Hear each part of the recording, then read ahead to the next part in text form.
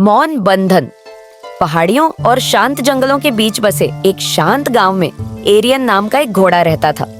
Ariane एक शक्तिशाली भव्य घोड़ा था जिसकी कोट रात की तरह काली थी और उसकी अयाल हवा में बहती नदी जैसी लगती थी। वह एक बूढ़े किसान इसाक का था जिसने उसे एक बछेरे के रूप में पाला था। भले ही उन्होंने कभी एक दूसरे से एक शब्द नहीं कहा था, उनके बीच एक ऐसा बंधन था जिसे कोई समझा नहीं सकता था।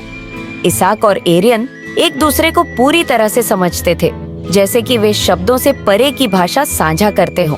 हर सुबह एरियन चुपचाप खलिहान के किनारे पर खड़ा रहता था जब इसाक दिन के काम की तैयारी करता था।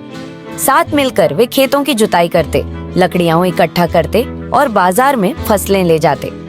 अपनी उम्र के बावजूद इसाक पूरे जोश के साथ काम करता था और एरियन अपनी असीम ताकत के साथ उसका वफादार साथी था। गांव वाले अक्सर उन्हें देखते और हैरान होते, एक शांत आदमी और उसका शानदार घोड़ा जो एक ही गति में चलते थे। लेकिन एरियन में कुछ ऐसा भी था जिसे कोई नहीं जानता था। जब चांद ऊंचा उठता और गांव गहरी नींद में डूब जाता तो एरियन जंगल की ओर खिसक जाता। अंधकार उसके लिए अनजान नहीं था, वास्तव में वह उसे बुलाता था। हर रात के साथ एरियन गांव से और दूर चला जाता, किसी अदृश्य शक्ति से खींचा हुआ। ऐसा लगता था जैसे सितारे खुद उसका नाम फुसफुसा रहे हों। एक रात जब एरियन जंगल में गहराई तक गया, उसने चांदनी में नहाई एक खुली जगह पाई। उस जगह के बीच में एक अजीब और सुंदर जीव खड़ा था, एक गैंडा जिसकी चांदी की चमकती अयाल और एक चमकता हुआ सींग था। गैंडे ने एरियन को प्राचीन और बुद्धिमान आंखों से देखा और कहा, तुमने इसे महसूस किया है ना? किसी महान चीज का खिंचाव। एरियन ने सिर हिलाया। भले ही वह शब्दों को नहीं समझ सका, वह अर्थ को समझ गया।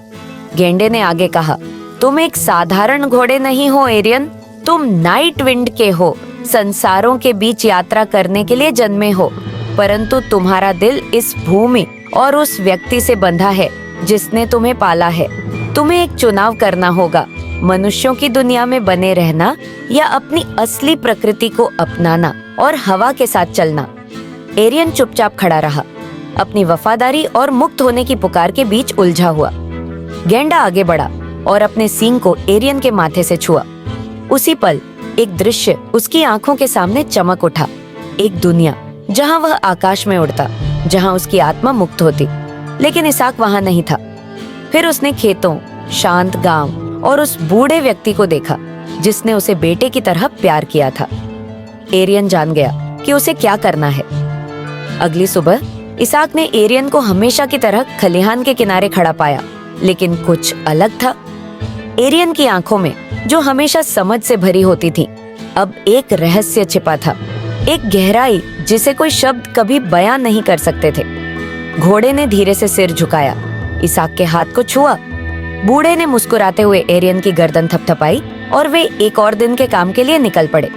हालांकि नाइट विंड की पुकार उसके दिल में अब भी गूंजती थी। एरियन ने अपना चुनाव कर लिया था। उसने इसाक के साथ रहना चुना, जहां उनके बीच का बंधन किसी भी जंगली रोमांच से अधिक मजबूत था।